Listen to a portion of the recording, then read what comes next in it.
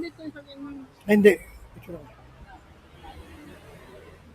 1, 2, 3. Strawberry ice crumble. So, nandito tayo sa colored houses ng La Trinidad.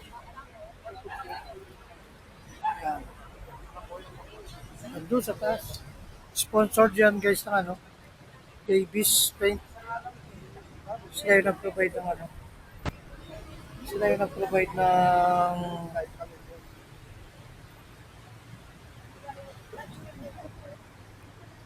sila yung nag-provide ng pintura. Ang tagal na dyan, no? Kumakain kasi ng ano. Kumakain kasi ako nito nung ice crumble strawberry. Sinusubukan ako ni yan. Yan, dito namin yan ano.